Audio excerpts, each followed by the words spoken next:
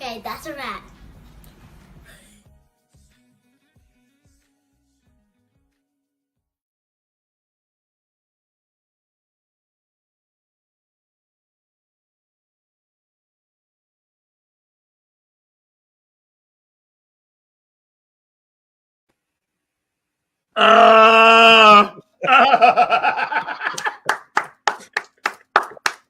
Thank you, sir. Kevin Harrington, yo. Groovalicious, John, my guy. These are my guys. All right. Shout out to Nancy Marie with the intro. Of course. And edits is Fernando does all the visual. Yep. She's gonna do all my stuff. I haven't done any videos at Nancy. That's why I'm waiting to get the budget right. You're gonna do my stuff, trust me. Yeah. Yo, man, what was the inspiration for that? Sometimes it just depends on what hits me, because that's the use of experiment, because I'm liable to do anything. So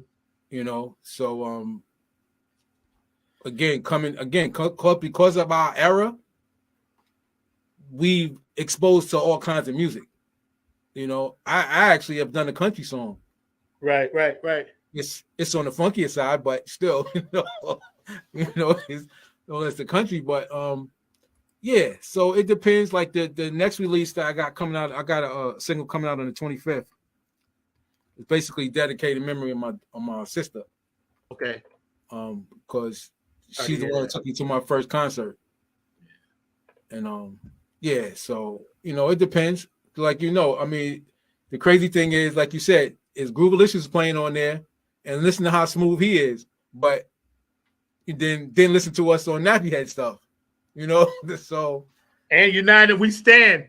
Right. That's Andy, but then he did Funkin' on the Egg, the new thing I did. Right. So that's the thing, because even John's project is the same thing. He's got smooth stuff on there, and then he's got hard, edgy stuff. Is a tune I wrote back in the day when we was playing in the band called Vision of the Black Swan. Yeah. It's a straight fusion song. Yeah. I heard that. I heard that. Yes. That should, that song is dope. The thing about John Groovalicious, and we're going to shout him out for a second. Willis, man, I love you, Jay. He's one of the greatest guitar players I've ever played with. And I done played with a lot of good ones. This guy, it can't be, it's it's so hard to describe someone that puts juice in the lemonade. You know what I'm saying? He's got some juice that he just does that no one else can do. Yeah, he's my go-to guy, because I could pretty much, with John, I go, yo, John, man, I need something and I could just move my shoulders and he'll get it. Yeah, like, yeah. Oh, okay, I know. Yeah. And he'll get it, man. Yeah. So he's always like the guy. And again, because of he could play basically any genre. Yeah.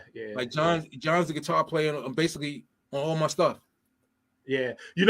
Right. See, and this is why, I'm using some guys here for some things, but when my guy down here, Mo, I said, I'm sending this up.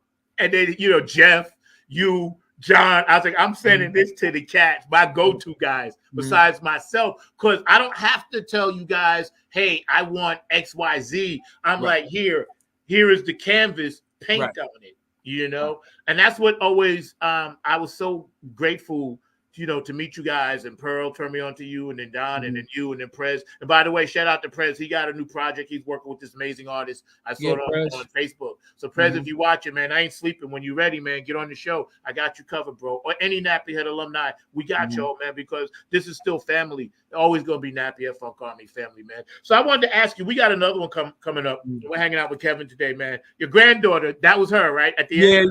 Yeah. Gotta love it. That's my heart, man. She's so much bigger than that now, though. Gotta love it, man. Saxy, what is it, Mark? Saxy Cool? Funky Saxy Cool. Funky Saxy Cool. We're gonna run that. Okay, Funky Saxy Cool. Kevin Harrington, KHX Entertainment, Canaan Jams, The Experiment. Here we go. Funky Saxy Cool. Let's rock with this, Mark. I know you're gonna dig this.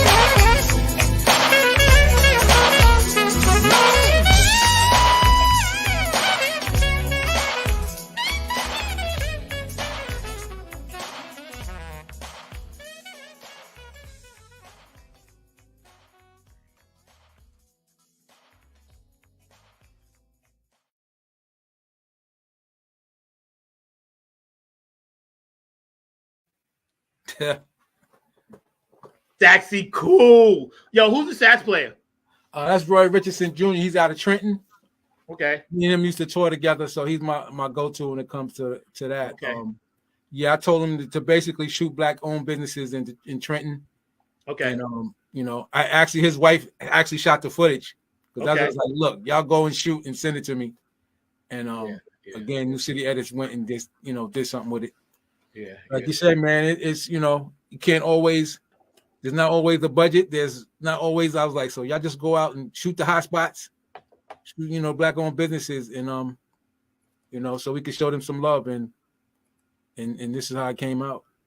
Like first of all, kudos to you for doing what you do, and shout out to all the peeps that work with you, because Nancy, of course, and all these other brothers and sisters, because see, this is why God is so good. And this is not pushing God on anybody. I don't care if y'all believe or not. I know what I believe, right? This is why God is so good, because here we are, and we're going to get into this in a minute, the gatekeepers, and we still producing quality stuff no matter what. And to be able to chat about it, turn people onto it, spread peace and love through our music, which is what the ultimate light wants us to do, is a blessing unto itself. And sometimes I myself fall short of that. And when I do these kind of shows, it always reminds me of what my purpose and my goal is. So I thank you for that, and everybody that you shoot in your videos, because it gives me inspiration. Because there are so many times when the devil will try to creep in and lie to me and tell me, oh, stop. Oh, don't do it. It's not worth it. Yeah. Oh, you wasted your time. Oh, yeah. The enemy's going to always get in your head. Exactly. Always. And Jeff was on the show a month ago, and we talked about it. He said the same thing you said about success. He said measured success comes from within. He said, so you can't never measure someone's success, because whatever they're doing is successful. One thing why I like your music, besides everything you do, I don't have to worry about the song stopping at 3 minutes and 10 seconds.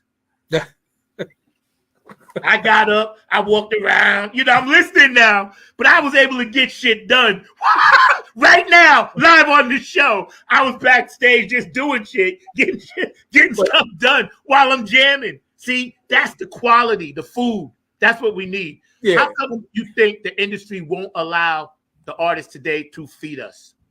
Well, I mean, because again, here comes the business part of that, right? So there's radio edits. There's video.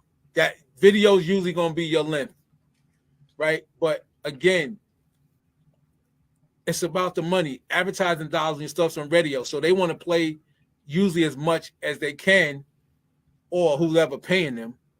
The payola part is real. Has always been there. So at most they're going, okay, nothing over 309, 310. Certain places might be even a little shorter, because they want to cram however many they can into a show. So on the business side, I get that. That's why there's so many different edits. What most, the public doesn't understand, when you do a track, most of the time, there's a bunch of different edits for that. There may be the explicit lyric edit. Yeah. Then there's the radio version. Then there's instrumental. Then there's depending on artists, like a lot of time with jazz artists, there's an import version. Yeah. You may hear something overseas and go, hey, wait a minute, I never heard that version of the tune. Because they made it for that. Like, okay, in Europe, they got a different standard. Yeah. I can get this played over there, but they ain't gonna play this in the States. Complain about it's too long and stuff like that. Exactly. So yeah, I mean, that's how it is. But like you said, being fed, the system doesn't want any smart sheep. So I just leave it at that. That's right. That's right. Anything that's trying to educate is attacked. Yeah. We have this genre now, and it's like, I don't want to say neo soul jazz kind of thing, but it's kind of like that.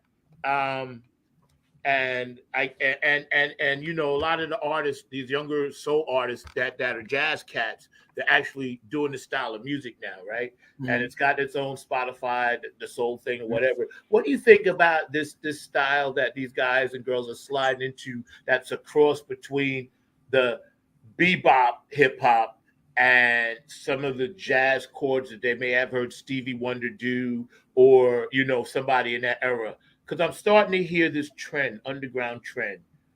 I got nothing against evolution, man. It needs to grow. It needs to evolve. So if somebody now hears that, because again, that's what fusion was. Yeah. You know, but now they're just fusing something different into that. And I think a lot of it has to do with, so let's take Donald Blackman, you know, rest in peace, Donald. Yes. Donald came out the church. But Donald was a jazz head and a folk head. Yeah. And it showed in his writing and his playing. Yes. Because when he was solo, that was straight bebop. Yeah. Yeah. Even when you listen to him playing his stuff, that's some bebop to where keyboard players is like, you got to be kidding me. I'm not expecting to hear that kind of solo over this funk groove. So there goes the different backgrounds. Yeah. So the kids today, you know, they come up in hip hop because, you know, I laugh about that all the time. I go, yeah, but so did we. You know what I'm saying? Is that so did we? When they go, we came up, I go, but so did we, because we was there when it started. That's right. Exactly. You know? Exactly. So we've heard the evolvement from the beginning. Yep. That's right. That's right. So, you know, I get it where they go, okay, I want to throw a hip hop beat over this. I'm like, yeah, okay. Yeah. Yeah. I get it. Yeah. You know, but again, like they were saying, like I know Chuck D was talking about that. Why did they use certain type of beats? Like he likes the energy of rock music. Yeah, that's right. That's right. You know, because again, for them, this is like, yeah, well, this is what we had because this is some of this stuff is pre-drum machine. Yeah, exactly. So they had to go by what samples they could get. That's right. That's right. If you wasn't sampling James Brown, then who was you sampling? Yeah. So some of them started taking, like you said, the bottom they started getting from the rock stuff. Yeah. Because of the energy. Yeah. Yeah. Yeah. And so yeah, I think it's, you know, Robert Glasper and what they're doing. The whole neo soul stuff is using jazz chords. Yeah, yeah. Yeah. You know, which I always loved. What's the rap group that I always me and my brother were just talking about the other day? Guru. He passed on.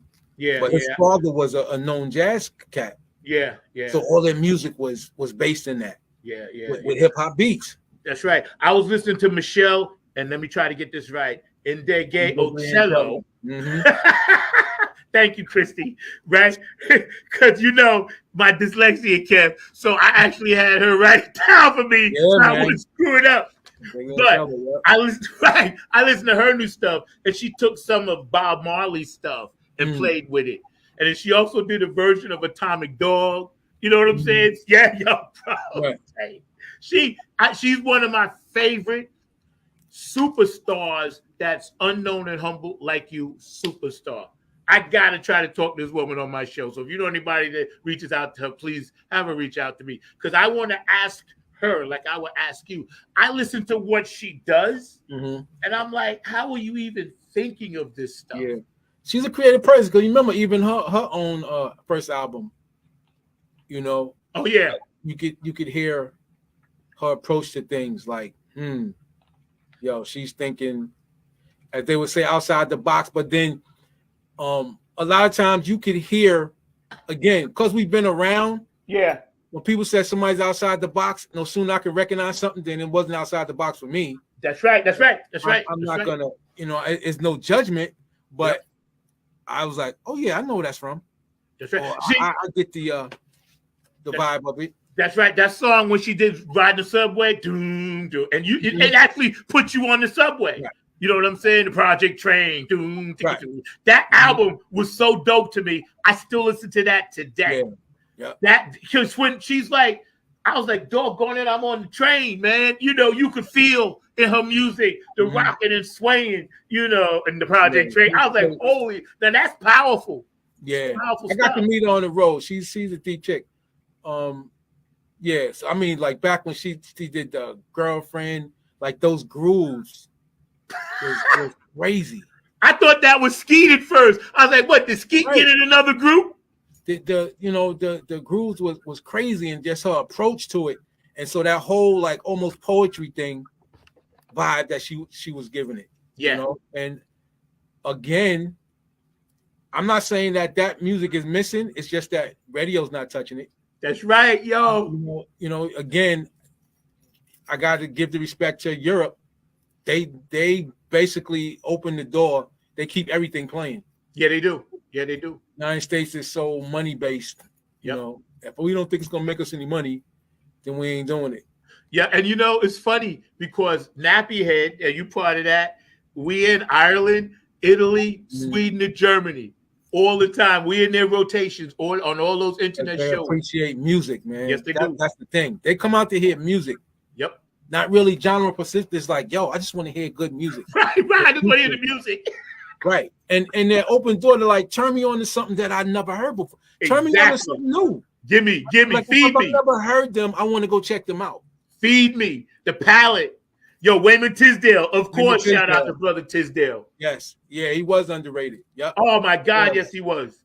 So Tisdale, man, he because Marcus tells the story on YouTube. Marcus said, "Oh, he's so cute. The basketball player sent me a tape, and then he put it on. He's like." But see, people don't know Wayman Tisdale had been playing bass all along in college, right? Oklahoma. He said he used to take his bass on the road and played in his father's church before he went to school. Yeah, so. Yeah. His music, I got him in my playlist. You better have him, Wayman Tisdale. Yeah, I remember I first heard something he redid a Kool and the Gang tune, and he was on our way from the hotel to a show, and the driver, he was an Indian dude. He says, "I really like this. Do you guys like this?" And we was like, "Who is this?" And they said Wayman Tisdale. I was like, "Oh man!" Yeah, but I was looking at the fact that this guy liked it. Yes. You know, yes. And you know, I've dug. You know, I don't think he made a bad project. I always liked everything that he did. I like all his stuff, man. I seen him live, man. Yo, the brother. First of all, being a basketball player, his hands were so big. But how he heard music, and once in a while, somebody can take a song that was a hit and do it in a fusion jazz way, and you'd be like, all right, that's cool. I love it. It'll stand on its own. But he did so many like that elevated in a different way those types of songs. Like when he does That's the Way of the World, or he does these things, and then he takes these incredible solos that are so Wayman Tisdale-ish. Right. You know, and then his band that he put together, he really thought about this because he put together a band that would fill in all of those spots that allowed him to do what he does. So you're right. Whoever brought that comment up, thank you. This is why it's so important to stay active on these comment shows, because we're feeding each other food. And getting back to that, Kev, I agree, man. It's like we don't feed each other. The record companies don't want it, but we got to keep the underground alive. So we're going to do everything we can. Mr. Mark Lee, jump. Oh, no, go ahead, finish, and then I'll bring Mark in. No, I was saying that again, we're in a great time because you could be your own record label. You know what I'm saying? So that has to be the mindset. Is right now you got worldwide distribution. You know what I'm saying? We didn't have that when we was coming up. So you know, I mean, you had to pull together money just to go to the studio because the tape was $200. Yeah, that's right. So I always said that we had the technology when we was coming up. Plenty of the local bands we knew would have been out there. Yeah. Yep. Because it wasn't about, okay, so in about a month and a half, we'll have the money to buy the tape. Right. Now we got to save up to get the hours. right. Yo, always the struggle. You know, somebody asked me once, I was driving Uber. Y'all know I drive Uber for a living. Right. And he said, what's like, why is it so expensive to do what you do? And I said, bruh, he asked me, he said, if it was one thing that I could get a lump sum of money for to do, would it be recording? I said, no, it would be for rehearsal spots. I said, I can scrape recording money. I said, but rehearsal spots, bro, that can fit and have what you need that's quality. He said, I told him, I said, that is costly. He said, wow, I never thought about it like that. Right. And I told him, I was like, do you think bands just like, okay, we're going to play today and that's it? You know, I said we got to rehearse months sometimes for a show. Right. And again, we came up in when you still living at home, everybody had a basement. Yeah. Some days is gone. So you know what I'm saying? It was no cost for rehearsal back then. Yep. Now, like you said, it's like, yo, where do bands rehearse?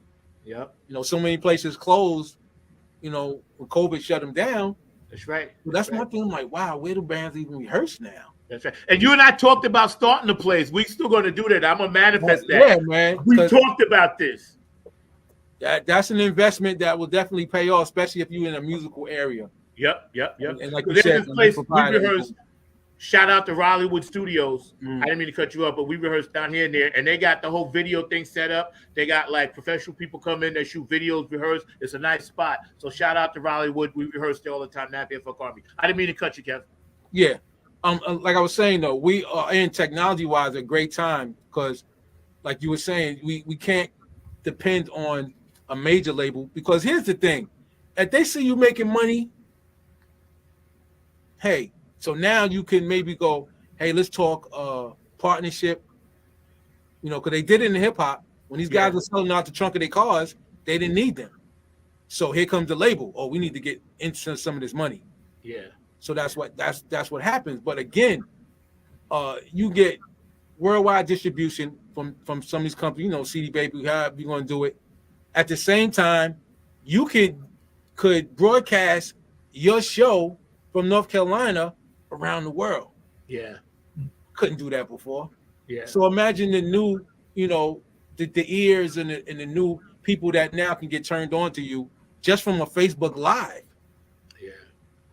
So this is definitely one of the greatest times because I told any musician, if you ever wanted to release your own thing, there's no better time than now. You don't need a label. That's right. I mean, most people have equipment in their house. Yeah. You know, kids is doing stuff on Sony PlayStations. Yeah. With the music. They got apps for people doing them on their phones. So there's really no excuse not to be able to release something. That's right. You know, you got DistroKid for $20 a year. You can put out all the music you want. That's what I'm on. I'm on DistroKid. Shout out. Yeah. It can't be no easier. Now, the live thing is still an issue. Yes. Because this is where the money comes in. It costs some money to still put on a show. You know, and like you said, so just rehearsal alone. You know, that cats need to get paid. And so this is where if a budget needs to go to that and promotion. Yeah. If anything, the least of your money should be spent recording, making the music. Yeah. Because the technology is just too easy now. That's right. You know, people got Pro Tools in your house. So why are you paying the studio $200 an hour? Yeah. For the same thing. That's right. And you know, they got $10,000 mics. Mm-hmm. Let me tell you, man, technology got stuff that's making that stuff sound the same. Yep. You know, I got all that stuff. Oh, okay, a mic modeler? Yep. Which mic you wanted to sound like? Yep, that's right. That's why my guy Mo, we work well down here together. People they hear the project, they like, wow, it's so big. I was like, yo, I tell the secret to some people, like, yo, it's just me and my dude. We just sitting in there doing stuff. Y'all doing it, man. Making deals. Shout out to your band, man. Yeah, thank you. Tell the drummer I enjoy his groove, man. You know, I'll be checking y'all out, and the bass player. They play well together. Yeah, thank you. Your man that's in the studio with you, man, he doing it. Because I'll be listening to us, because you know I tear stuff apart. I know you do. That's why I send it. I'll be like, wow, man. I said, listen how the horns is up in there. And you know, and I always know what's you though. I was like, because you know the funk dude is in there. So I said, I'm so happy for you that you found that you found these cats, man. He definitely found his niche. Come on in, man. Join us, Kevin, just a quick question for you and everything, because I'm admiring a lot of the new music. Of course, Zach does amazing jobs, and there are some other ones that are doing some great jobs as well. But some of this technologically driven music, I'm also remembering some of the musicians of old, because I'm not exactly a spring chicken, but I'm going there were some folks that were doing some of this innovative work even before we started talking about it being innovative, because I started thinking about like Herbie Hancock and a person that had connections to this area, North Carolina, that being Donna Bird. So I just wanted your thoughts around Donna Bird and Blackbird, because they definitely had that New York side, but they were also having a North Carolina tie with him having that NCCU connection, which was basically a jazz funk band back in the 70s. Right. So the Blackbirds, and again, this is where us coming up, listen, I remember hearing them, the Blackbirds, and it was so many groups out, and they were very unique to their sound. Like when they would come on, you knew who it was. Right. Opposed to now, you got to go, who is that? I got to hear something before I know it.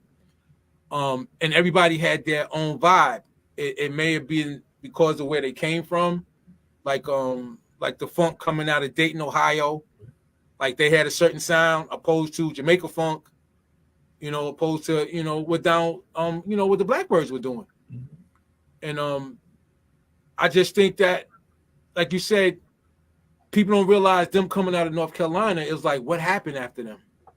So you really don't hear nothing until Fantasia, what was her cousin's Jodeci. Jodeci, coming out of North Carolina. And I kind of think that North Carolina hasn't even scratched the surface. Right. Yeah, we trying, man. I'm pushing. It's it's always been known for gospel. Right. But my brother who's been down there since junior high school, me and him used to talk, because we always wanted to set something up. I was like, yo, man, North Carolina is full of talent. Full of talent. Not just the gospel. I said, but then imagine, a lot of them that sing, they're singing at church because that's where they can sing. Yeah. And I just, again, with the movie industry down there, I just think that North Carolina, I don't know if it's going to be the next one, because again, it has to get organized, but it's what Atlanta was. I think North Carolina could be that. Yeah. I agree 100%. The talent is there. I agree 100% because I'm working with Oak City Music Collective, and we slowly but surely making moves. And I'm tight with them. Diego, shout out Tammy, love y'all. And it's like what you just said is what some of us down here see. Right. It's just that we got to try, and this is straight up. When I do my show next Friday, right, and this ain't got nothing to do with race, I'm gonna do a show. We headlining down here at what's the name of this, Mark? Pinhook. Oh, the Pinhook, right. So my audience will be all hippies, all white and Latino hippies, Asian American hippies, Jamaicans, but my black core people down here won't come out and support it.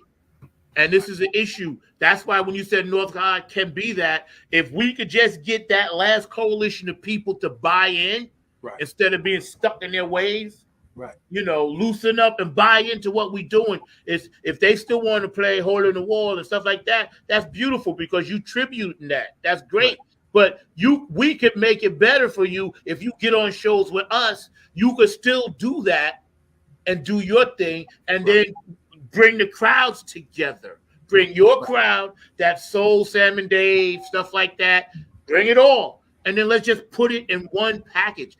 That's where we're close, Kev. And I'm telling you, we need somebody like you down here to help do that. Yeah, man. And people need to realize the GOAT, it'll, between him and Bird, it depends on who you want. But Coltrane is from North Carolina. Yes. Right there. Coltrane's from here.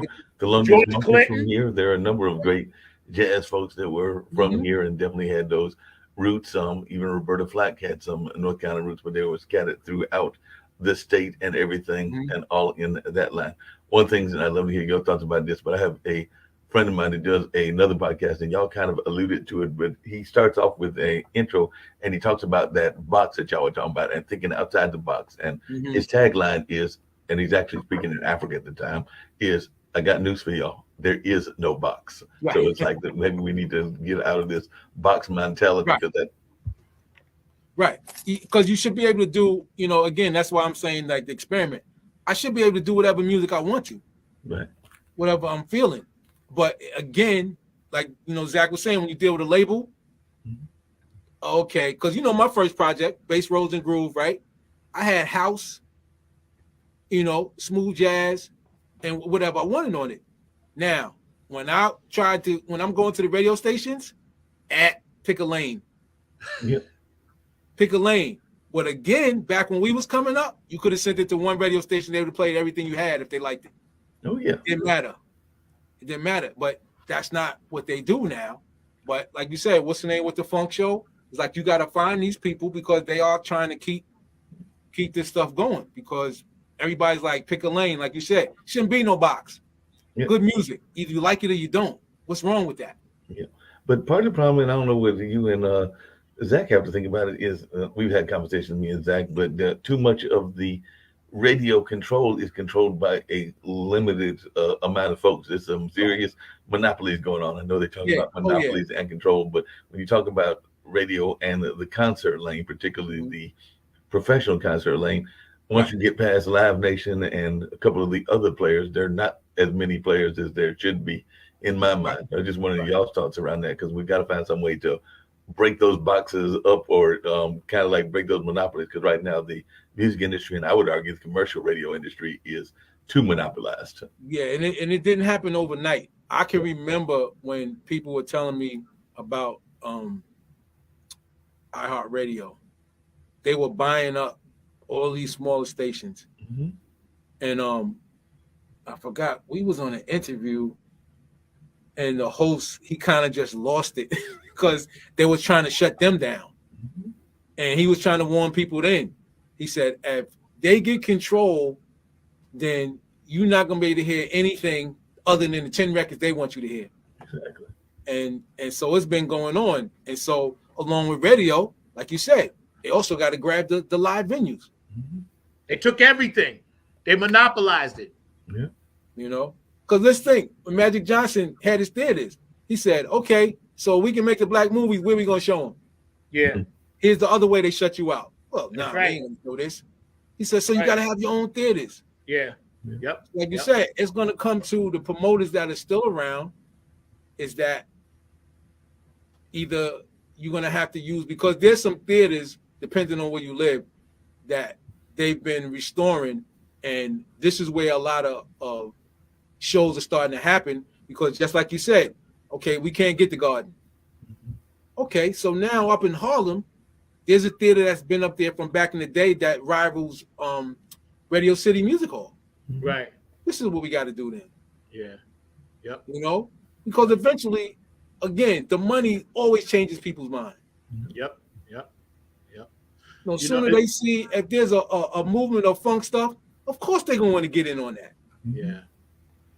But they want you to do all the work first. Yeah, Zach, I was just gonna say the legwork is what's killing people off, because so many pure funk stars have passed on without their proper regs and flowers. Now we know them, but to the public, if I pick up 10 people, maybe one may know George Clinton was born down here in Kannapolis. Maybe one may know Nina Simone was born here. Maybe called, you know what I'm saying? And I'm like, how do you not know there was a Black Wall Street here?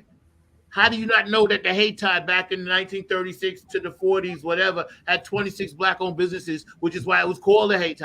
Right. Mark, I did the research on that, bro. I'm coming at you today with facts, bro. Facts, bro. I did it. I studied that shit. Yo, 1930s to 40s. Yo, so I'm like you said, Kev, it's here. The property, the land, the place, the weather. We can have more outdoor venues here than, say, places in the north, because the weather's warmer all the time. Right. So that's another thing. There should be an Eno festival every freaking month. There should be a Shikori festival every month. It took me 5 to 6 years to get on the Eno festival last year. 5 freaking years.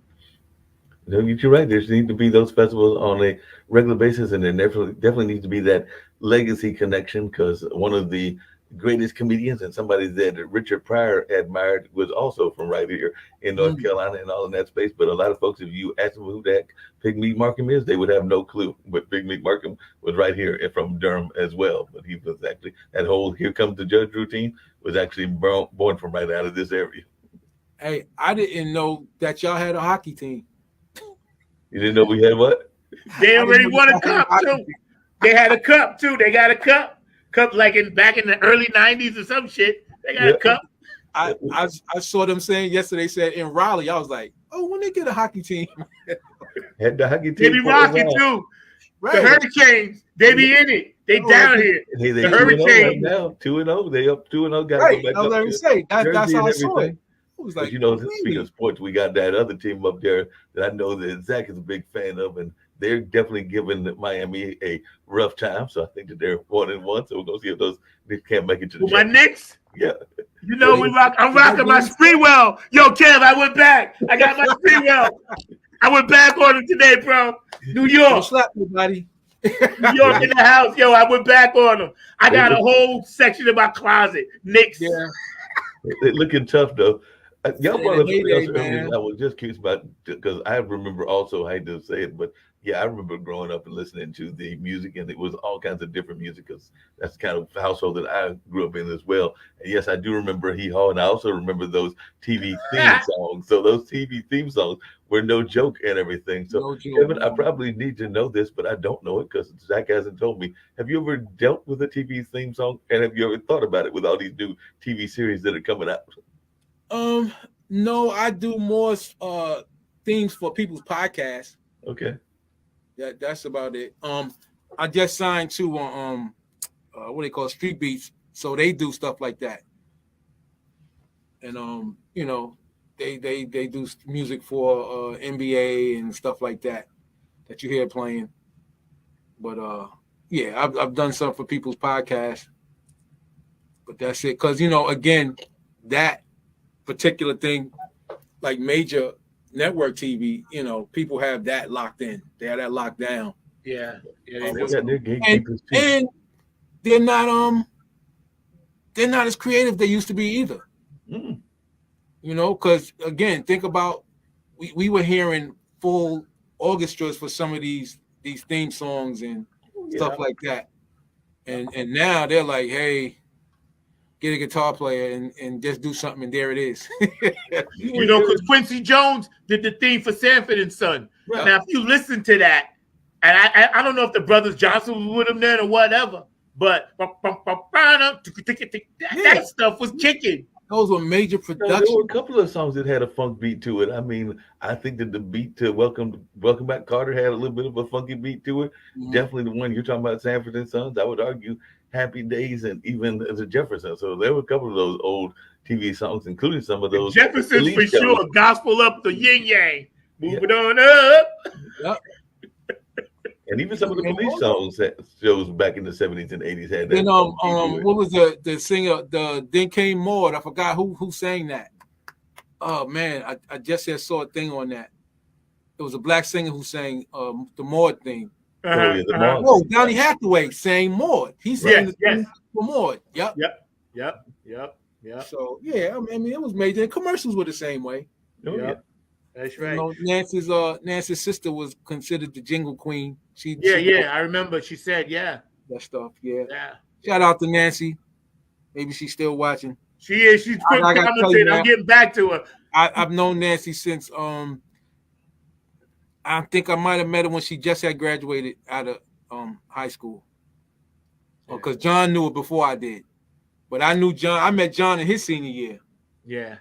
And so they both would have been graduating that same year. But yeah, man, Nance. I know she's been on the show, but she only scratched the surface too. I know. With her, man, that she's the full package. There's layers to peel back, and believe me, that's why I keep having y'all on recurringly, so we can constantly because see, for me, this is such a thing, and I don't mind telling people I pay for this myself. Sometimes people help me. P-Funk Radio will send, different sponsors, whatever, but I pay for this myself. But I do it because I want to make sure I put my bricks in the pyramid, documenting everything I can. So years from now, when, we all doing something else in another place, people can pull up the word funk and some of this will pop up. Okay. And they'll be like, oh, wow, this is how they was rocking back in 2023, 2070. Right. You know what I'm saying? They pull it up and we here.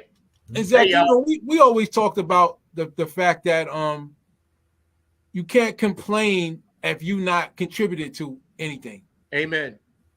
You know what I'm saying? So it's like, oh man, this music out here, man, ain't playing nothing. Then you can just either go. So where's yours?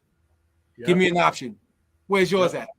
Yep. That's what I tell anybody. I say, I ain't gonna complain. I'm gonna put my own stuff out. Yeah. I can't keep complaining. Oh, they keep doing the same stuff. Well, if you're not putting out anything that's giving people an option, then how can you keep saying anything? Amen. Yo, gentlemen, We got about like 15 or 20 left because we just running the show. But Kev, I know you got to get out. But I do want to touch on one important subject. Mark, hang out with us for a minute, right? And for everybody out there that's been active on the chat line for our anniversary show, God bless you all. I swear to God, one day we're going to have some shirts and hats for you for free. So just give us a little time to get some money together. You guys have been amazing. And shout out to Max Distro, who I'm in negotiating with through Mark Lee to get us put on major platforms. We're waiting on the budget for that. So that's coming. We got a few things that we're going to try to blow this up a little bit in our third year. But I have to touch on this because it's important. Because, again, it's not even like mid-spring and it's open season on Black people getting shot. Mm-hmm. Okay, so Kev, I'm gonna let you go, and then Mark, I'm gonna let you jump in, man, because the kid that went to the door by accident, that bothers me. And it wasn't the only one. I think the very next day, a girl got killed up here. I think somewhere in New York, upstate maybe. Well, her friends and them drove into a wrong driveway. Yeah. And the dude opened fire from his porch. Mm. Now, they realized this ain't the place, so they turned around. Nobody even got out the car. And he just shot at the car. So, I mean, how do you even explain that? And mind you, they were all European American. Right. So, the girl that got killed made a mistake. First of all, he didn't even see him. He just shot because somebody driving. So, I mean, I don't even know how do you address that, man? The paranoia. People have lost their minds. Which brings you to the gun part, and I gotta say, I'm not one for going, there's too many guns. It's the mindset. This country's always had guns. Mm-hmm. It's the mindset now. In the South, I mean, I used to play my grandfather's shotgun. Every house had a gun in it, but nobody was out there shooting each other. It's here. That's what it is. You could have an AR-15 and you like to target practice and never get to the mindset that I got to shoot a person because we disagreed. That's all up here. That's not the gun. The gun will sit in the corner and never move. That's right. Unless you go pick it up. That's right. But it's just people's mindset that's the issue right now, because it's like if it wasn't guns, then everybody gonna start stabbing each other. Yeah. Because that whatever's going on within the person, that's coming out somehow. If they gotta take a spoon and dig their eye out, you know what I'm saying? That aggression. So just it's about a weapon of choice, but it's gonna be to where it's like, we came up with people went with hands. But guess what? We see each other next time and go, you want to go another couple of rounds, but at least you lived. And if you lost or won, it would be like, all right, that's squash now. Because the older brother would step in and be like, okay, y'all got that out your system. I went at it. Exactly. I went at it. Now let's get on with life. Right. And, that's my thing. Like they said, hey, I can have a bunch of 5 and 6 year olds shoot out the car door as I'm driving. So where somebody think that's a man, I don't know. You can have kids do that. Yep.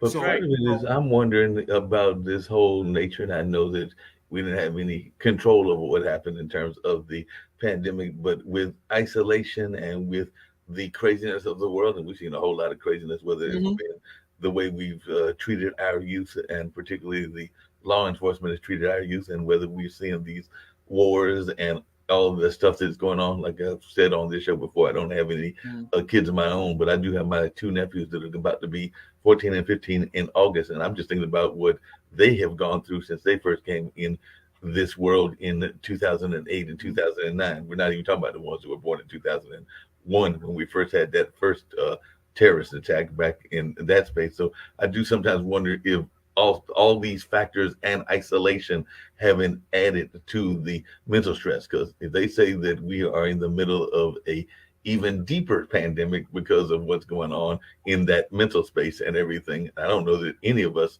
were given any sort of tools to deal with it, and I think a lot of us are trying to figure out how to work around that and everything. So I think that has a lot to do with it, that people don't know how to articulate what they're feeling. Like you said, there's a lot of when people hear the word mental illness, people like to go, "Oh, to somebody that's crazy." And if I got a cold, I'm ill. Mm-hmm. So so mental illness is like, yeah, I have some issues. This stuff bothers me. I don't know how to deal with it. Yeah. Because again, going to a therapist, people looked at you like something's wrong with you, and I'm like, okay, so a person that goes to a therapist to me is actually trying to get themselves help. That's right. That's right. It shouldn't be looked down like, oh, you go to a therapist, you must be crazy. Yep. Well, I'm trying not to be. That's right, why that's right. I'm looking for some help. That's right. And I agree with you 100% because I tell everybody all the time on the show, I see a therapist, I ain't ashamed of it. And Kev, like you said, everybody's suffering from PTSD and are in denial about it. Right. The whole world right now is trying to figure out PTSD because we all had to reassimilate in whatever life thing we was doing. That was hard as you know what. Right. Yeah, and people deal with situations in different ways. Like they said, domestic violence, of course, went up. Mm-hmm. Yep. Yeah, because it was already happening, but now you really can't go nowhere. Yeah. So the person that's doing the violence, they lock down. Yeah. And it's that. And so like you was going back to the shooting starting. Again, we've been here long enough to go, none of this is new. No. None of this is new.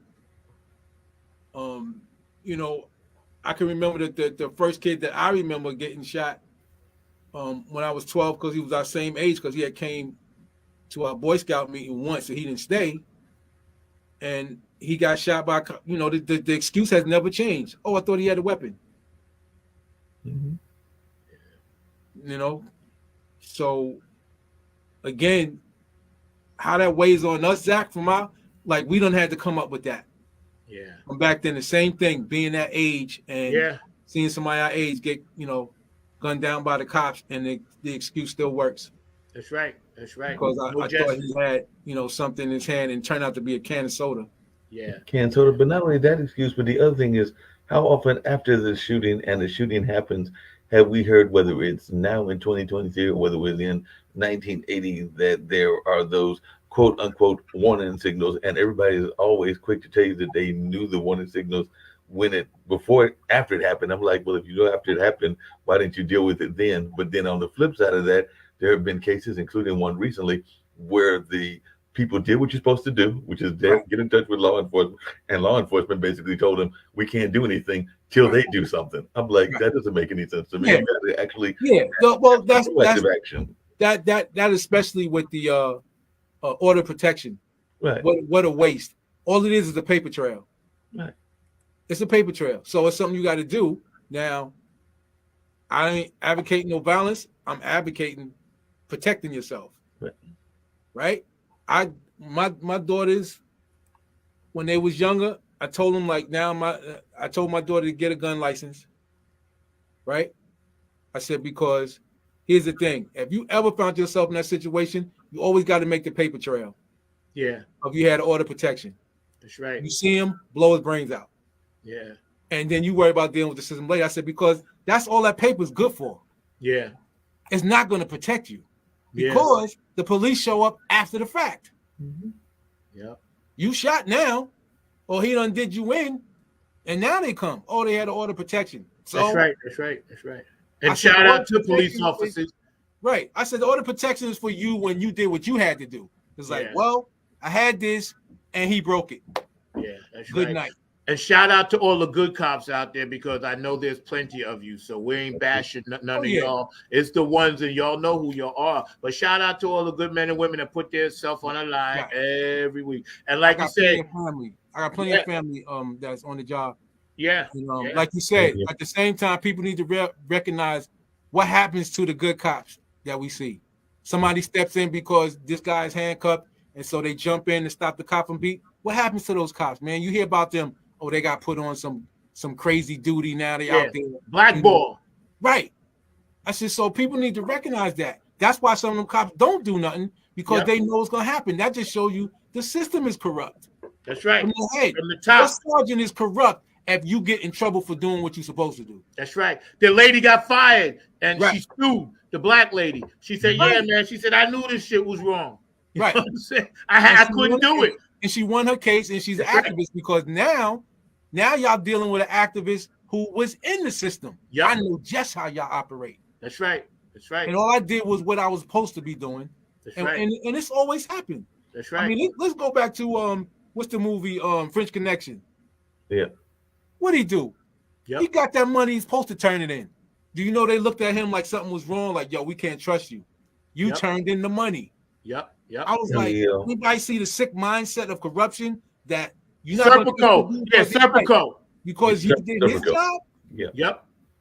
Speaking of Serpico, Zach, and I know we're getting ready to wind down, but this has been a great show y'all have, and I was listening just about the whole time and everything. Did have to run a couple of quick errands, but within the building. But there's another issue that I was dealing with before the show started, and I know we ain't got time to deal with it in its entirety, but I am still shocked at the fact that we're dealing with homelessness, because there was actually a gentleman that came by and was actually telling me about his situation, and definitely gave a great sob story. Some people thought that it was a person that was still dealing with other drug issues as well. But the fact that we live in this society and there is a veteran, because that's what he claimed he was, so I'm gonna take him at his word, that is dealing with homelessness, it doesn't make any sense to me whatsoever. But I don't know whether y'all got any thoughts around this, because I'm going like, we live in the greatest country in the world and we got folks that are homeless here and everything, and I just don't get it.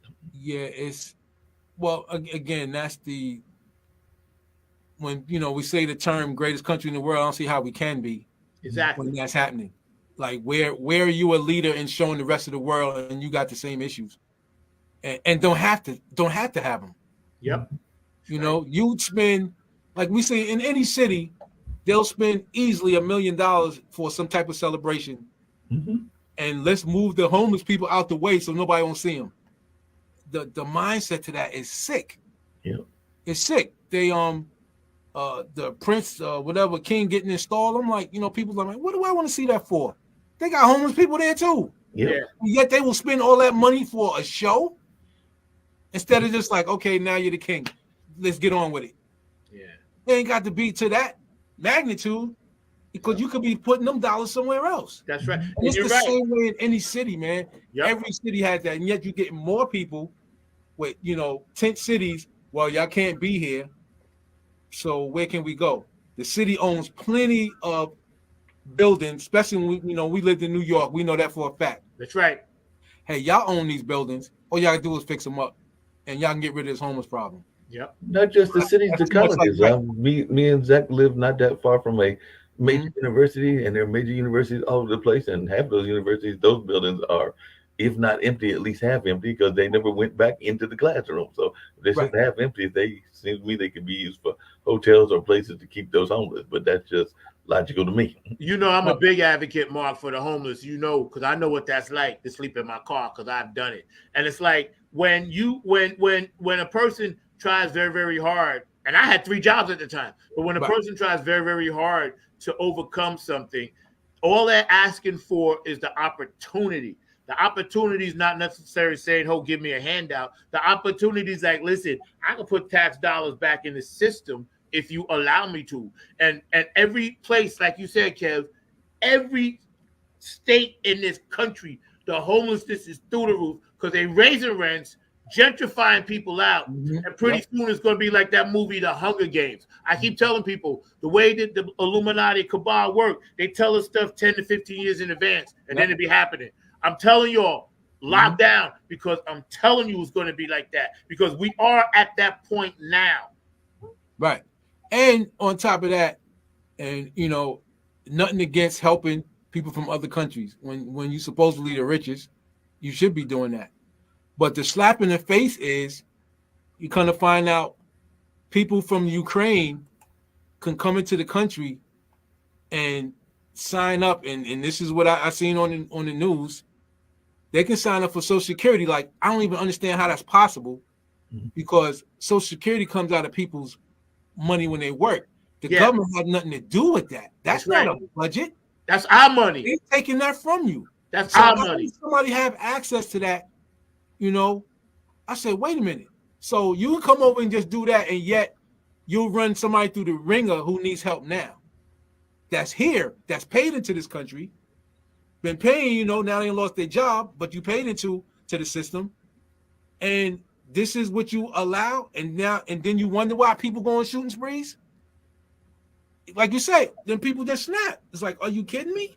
Exactly. Right. It totally snap. But not only that, Kevin, but we give all that millions, if not billions of dollars to the folks over there in the Ukraine. Guess what? There's a war in Somalia. There's a war in a number of other places. Right. How much are we giving them, and how are we giving it just to one country and giving it disproportionately to them when there are people that need that aid, whether it's because of war or famine or a number of other things that are in the black and brown parts of the world and all in that space. And there's a war right here in this country. Right. Amen. Every city talking about how do we stop everybody from killing each other?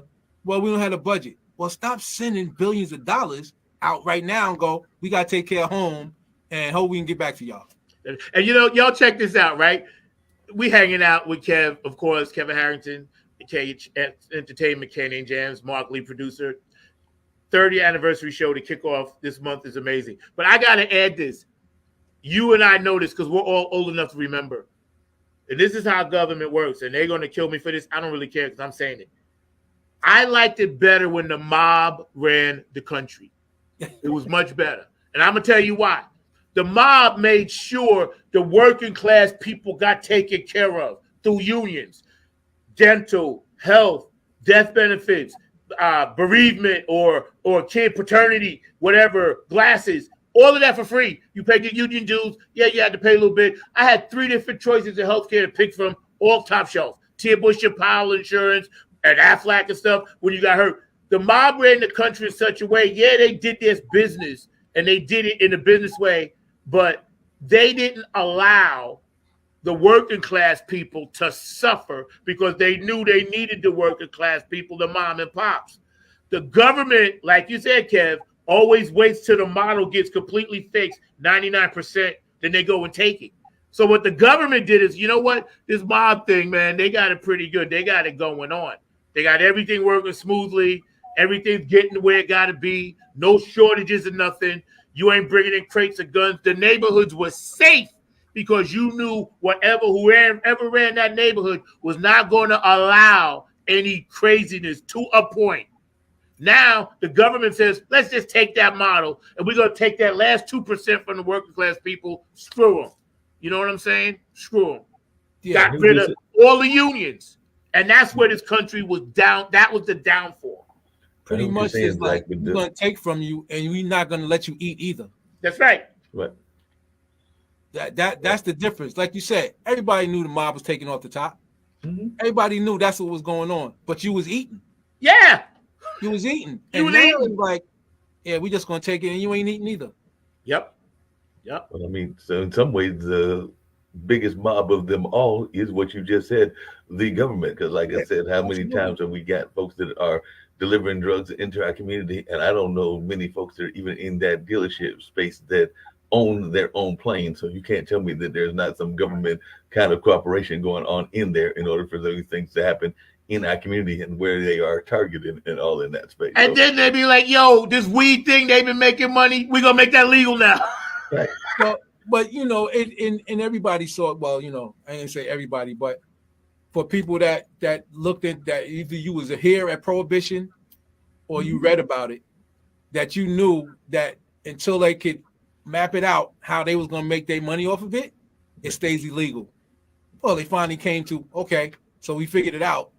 Now it could be legal. Bingo. That, you know, but that's on everything. You right. know, they give a hard time to brothers and sisters because a lot of brothers and sisters are getting involved in crypto and they're getting involved in the crypto space. Guess what? Now the government's getting ready to get involved in it because they're gonna try to figure out a way to make how we money get out. How we gonna get our money out of this? Because that would be a problem, but they don't get nothing. Right. You know, but I mean, but that's how they do anything. It's like, especially like you said, once we learn the game, they got to change it. Yeah. Mm-hmm. They got to change it. So you see now people giving advice like, look, this is what the rich do, you know, because again, there's so much more black money in this country. Like I said, all you got to do is watch any athletic draft and you see the new millionaires. So like you said, Zach, there's no shortage of black money no more. That can't even be said anymore. No, that's not an excuse. It can't. Again, but here's the problem. What are they doing with that money? Is it coming back to neighborhoods? No, that's an issue. That's an issue. Somebody here just said, what about the athletes making all this money? Okay, that's an ownership thing. Now, owners paying that, but where the owners getting the money? Yeah. Well, that's the thing. We got to get more like paying $75 to watch somebody bounce a ball. That's just me personally. Me neither. I'm not doing that. No. That's where the money comes from. And TV money, advertising. So an advertiser spends millions of dollars to show you something that I want you to go out and buy. Yep. It's a cycle. It is. This country is into the buy. You know, I gotta have this because they tell you that. Hey, you're gonna be better than that person if you have this. Yeah, you're right. So I'll go ahead and pay $200 for that. Meanwhile, the country was made it, the person made $3 a week. Yep. That makes the American the sucker, but hey. They showed the video of the people making the mask. Yo, it was on a dirt floor in some place, Bangladesh, and they was sitting around, and the caption was, "This is where COVID comes from," because they had no mask on. They was literally, they was sitting in the damn dirt. In the dirt. The dirt. Making a sanitary product. Dude, it's on YouTube. Watch it. We ain't got time to talk about how they poisoning us with the food, man. That's another show. We'll get into the third eye on the next episode. Yo, Kev, man, it's been a blast. Mark, thank you. Kev, I'm going to give you the last word. Then I'm going to bring you back on. We're going to get out of here with some Jamaica funk in tribute to your home, man. So I'm going to give you the last word. Mark, I'm going to take both of y'all out, all right? No problem. All right, man. Congratulations again, man, to you and Mark, man, on the 3rd anniversary of the show, man. Keep doing what you're doing, Zach. Like I said, man, it's needed, man. So I know sometimes you may get down, but it's needed. You don't have some great people on here that I would have never knew about. And thanks for having me on, man. Thanks for having me and Nance, you know, when you have us, man, and I appreciate it. And I thank you for coming on my show. And hey, that's it for me, man. Everybody do what they got to do. Peace and blessings. Yeah, man. I want to come on your show again, man. We get ready to get out of here. It's been amazing. Funk from the front seat, 3 years running. And Kev, you got my word as my brother, my heart, my blood. I'm gonna keep doing this, man. Yeah, man. I ain't gonna give up. I need everybody out there to understand where this brother comes from. Right here. You feel me? Right here, Jamaica. We're going to give y'all a full 9-minute mix because this is an anniversary show. Clap your hands like this. Squeeze. New York. Go, New York. Go, New York. Go, New York. Go. Brooklyn. They want Long Island. Charlotte. Westchester. All right. Philadelphia. What up? Maryland. Shopping City, D.C. Jersey, heard P-Funk Plainfield.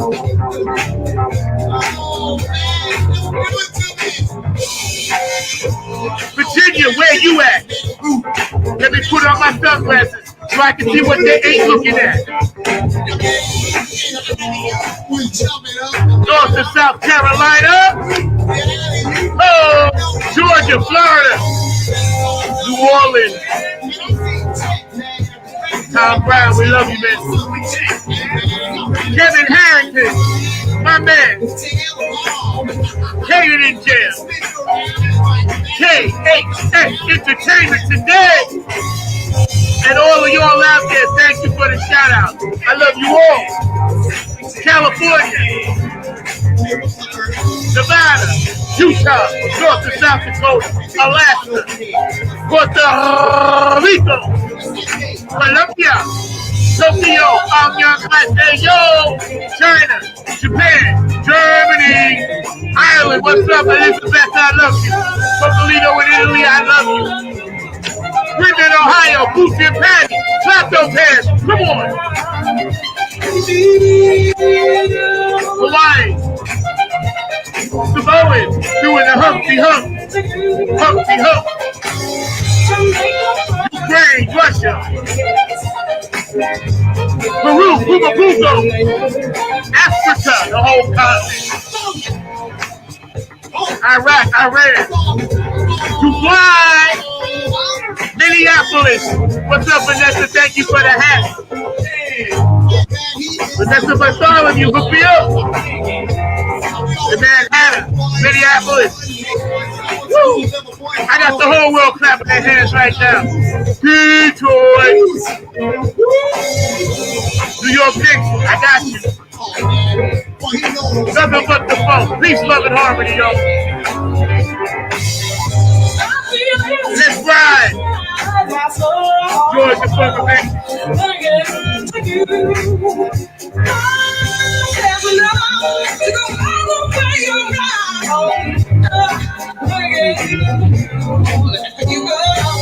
Shout out to my man Funk the Drill Santiago. I love you, bro. Tony Cam, what up, Jackie? I love you, Linda. Sorry for your loss, Linda China.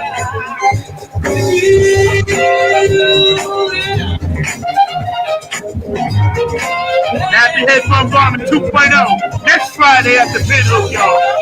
Yeah. God is good. Stay home.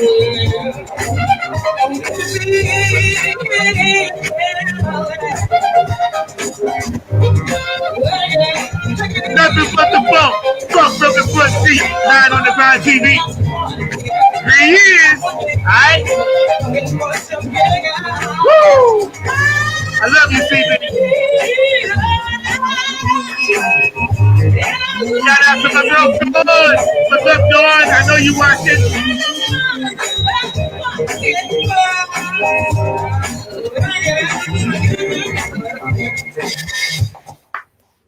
Y'all have a good night. Stop waiting in line. Your paper is just nothing but a party. Funk from the front seat. 9 on the Grind TV. Our special guest today was Mr. Kevin Harrington. Great show. I love you, man. And I'll see you soon. Thank you. Yep. We out of here. All right, y'all. Peace. Nothing but the funk.